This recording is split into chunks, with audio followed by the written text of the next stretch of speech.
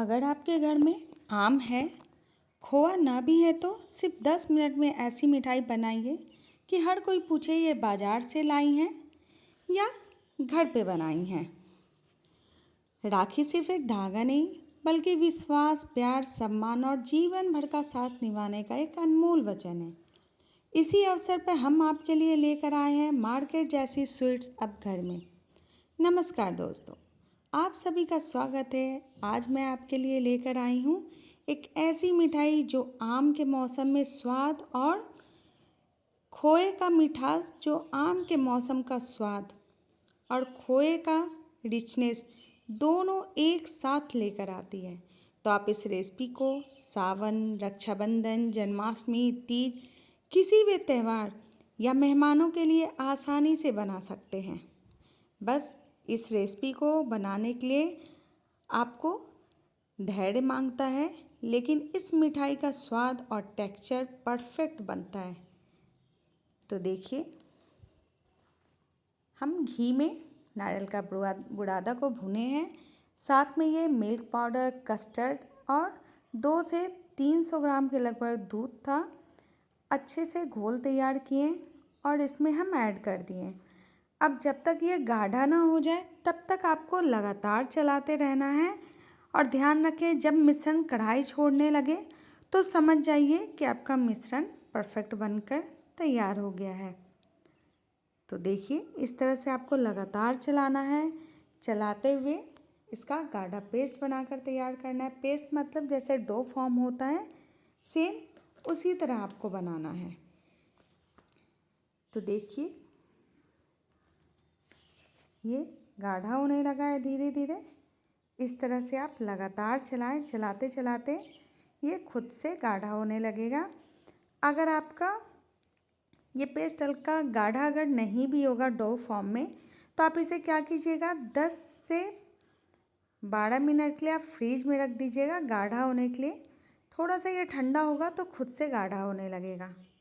तो खोआ नहीं भी है तो मिल्क पाउडर, अगर घर में, तो मिल्क पाउडर, दूध और कस्टर्ड पाउडर तीनों को ऐड करने के बाद आप खोआ बना सकते हैं। तो मुझे थोड़ा सा ज़्यादा एक्स्ट्रा बनाना था, इसलिए हम ज़्यादा लिए हैं। आपको जितनी चीज़ों की ज़रूरत है मेज़रमेंट आप अपने अनुसार ले सकते हैं। अब देखिए, घोल मेरा गाढ़ा हो गया है एकदम। आप ठंडा होने देते हैं। जब तक वो ठंडा होगा, ये देखिए एक आम है। ये आम कम से कम 350 ग्राम का आम है। अब इस आम को हम अच्छे से छील लेंगे और छीलने के बाद पीस पीस हम कट कर लेंगे। ये देखिए, जो आम का मौसम का स्वाद है ना, और खोए का मिठास, तो इन दोनों का जो रिचनेस है एक साथ लेकर आती है। आप इस रेसिपी का स्वाद कभी नहीं भूलेंगे। आप अगर सिर्फ आम के कलर का रहने देना चाहते हैं तो आप ऑरेंज भी रहने दे सकते हैं। मुझे थोड़ा सा हटके बनाना था तो इसलिए मैं उसमें थोड़ा सा फूड कलर ऐड कर दी। अब देखिए, प्लास्टिक पे ये फूड प्लास्टिक है जिससे रैपिंग करते हैं हम लोग। अब इस अपने मिश्रण को इस पर हम रख देंगे और हल्के हाथों से इसे पहले हम मिक्स कर लेंगे, ताकि थोड़ा बहुत जो भी गुठलियाँ होगी ना वो भी हट जाएगी। और जब हम स्टफिंग का काम करेंगे तो ये आसानी से स्टफ़ हो जाता है। इसलिए इस तरह से हल्के हाथों से प्लास्टिक की मदद से आप इसे फैलाएं। क्योंकि अगर प्लास्टिक के अलावा अगर हो सके तो हाथों में आप घी तेल भी लगा कर सकते हैं, लेकिन चिपकने के चांसेस ज़्यादा होते हैं, प्लास्टिक में चांसेस नहीं होते हैं। अब इस तरह से बेलन का आकार देकर आप अपने अनुसार इसे पतला मोटा रख सकते हैं। इस तरह से देखिए, बेलन के आकार को लाकर उसके बाद थोड़ा सा ज़्यादा मोटा नहीं रहेगा तब भी मीडियम मोटे में हम रखे हैं। अब इसे अच्छे से गोल शेप देकर, बेलन का आकार देकर इसे हम पूरा फोल्ड करेंगे और फोल्ड करने के बाद हम इसे फ्रीज में रख देंगे कम से कम 8 से 10 मिनट के लिए। थोड़ा सा 8 से 10 मिनट के लिए इसलिए कि ये सेट हो जाता है। तो इसका स्टफिंग जब हम तैयार करेंगे तो अच्छे से ये उस स्टफिंग में ये आ जाएगा। जो मिश्रण हम एक और तैयार करेंगे तो इसको बीच में उसमें फिल करेंगे, स्टफ़ करेंगे, तो ये ठंडा होने के बाद अच्छे से हो जाएगा। तो देखिए इस तरह से रैप कर दिए हम चारों तरफ से, सिर्फ ठंडा होने के लिए हम फ्रिज में रख देते हैं। अब देखिए पूरे मिश्रण को हम नहीं लिए थे, थोड़ा सा मिश्रण, आधा का समझिए कि पूरे का एक भाग, चौथाई भाग का एक भाग हम रख लिए थे। और जो ये टमाटर की ये आम की जो प्यूरी हम तैयार किए हैं, उस प्यूरी को हम इसमें मिक्स करेंगे और ऊपर से थोड़ा सा 1 से 2 चम्मच घी और ऐड कर दें। और इसे लगातार आप चलाते रहेंगे मीडियम फ्लेम पर। लगातार चलाएंगे तो आपका आम जो ये है वो भी अच्छे से भुन जाएगा और इसका टेक्सचर जो है वो थोड़ा सा अलग होगा और ये गाढ़ा हो जाएगा पेस्ट आपका। और इस पेस्ट को भी थोड़ा सा गाढ़ा करने के लिए आपको इसको भी फ्रीज में रखना होगा 8 से 10 मिनट के लिए। अगर आपकी एकदम गाढ़ी होगी तो और भी अच्छी बात है, तब बिना फ्रीज में रखे आप इसे बना सकते हैं। ये देखिए किस तरह से गाढ़ा हो गया है। इसमें कस्टर्ड पाउडर डाला था और साथ में नारियल का बुरा था, तो थोड़ा सा आपको गुठली गुठली दिख रहा होगा, ऐसा कुछ नहीं है। लेकिन इसे जब हम प्लास्टिक पे रखकर हाथों से अच्छे से इसे फैलाएंगे और मिक्स करेंगे तो ये अच्छे से हो जाएगा। ये देखिए इस तरह से हम लगातार इसे प्लास्टिक की मदद से इसे मिक्स करेंगे इस तरह से। तो आप ध्यान रखें, इसे मिक्स ज़रूर करें।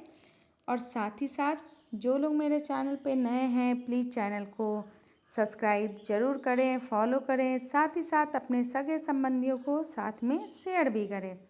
तो please like, subscribe and share ज़रूर करें और कमेंट के माध्यम से खन्ना जी की रसोई में अपना अनुभव ज़रूर शेयर करें। और मेरी एक और चैनल है रसोई विद ज्योति खन्ना, तो आप वहाँ भी जाएं, वहाँ भी आप चीज़ों को देखकर प्लीज़ फुल वीडियो वॉचिंग करें ताकि आपकी इस रेसिपी की एक भी चीज़ें स्किप ना हो पाए।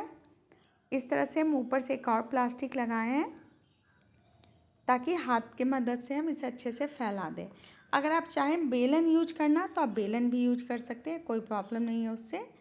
ध्यान रखें प्लास्टिक ही यूज करें, कागज़ पेपर ना यूज करें। अगर कागज़ आप यूज करेंगे तो कागज़ में ये चिपक जाएगा। अब देखिए कितने अच्छे से हो गया है। अब इसे हम फ्रीज में से निकाल लिए जो खोआ तैयार किए थे। अब इसे बीच में हम भरेंगे। तो देखिए हम स्टार्टिंग में ही बताए थे कि इस लिक्विड को लगातार आपको चलाते रहना है। यह स्टेप धैर्य मांगता है, लेकिन इस मिठाई का स्वाद और टेक्सचर परफेक्ट बनता है। तो देखिए अब इसे हम अच्छे से स्टफ़ कर दिए हैं। अब इस तरह से इसे फोल्ड करके हम फ्रीज में ठंडा होने के लिए रखने देंगे ताकि ये ठंडा हो जाएगा तो जब हम कट करेंगे धागे की मदद से तो अच्छे से ये कट भी हो जाएगा। तो देखिए कितना सुंदर मुलायम रिच मिठाई तैयार हुई है। इसका स्वाद इतना लाजवाब होता है कि एक पीस खाने के बाद दूसरा खाने का मन ज़रूर करेगा। तब 10 मिनट के लिए फ्रीज में रखेंगे। अब देखिए 10 मिनट हो गया है, थोड़ा सा गाढ़ा भी हो गया है। जब मिठाई सेट हो जाए तो ये आप अपने अनुसार चौकोर, डायमंड, सर्कल, आयताकार टुकड़ों में काट लें। तो देखिए ये सेट हो गया है अच्छे से। आप इसे धागे की मदद से हम कट करेंगे, क्योंकि धागे से कट करने से ये होता है ना कि ये थोड़ा सा गीला टाइप का, लिक्विड टाइप का लिक्विड नहीं होता है, मतलब गीले फॉर्म में होता है, तो कट करने में थोड़ा सा दिक्कत होता है। तो आप धागे की मदद से करेंगे ना तो बहुत अच्छे से कट हो जाएगा।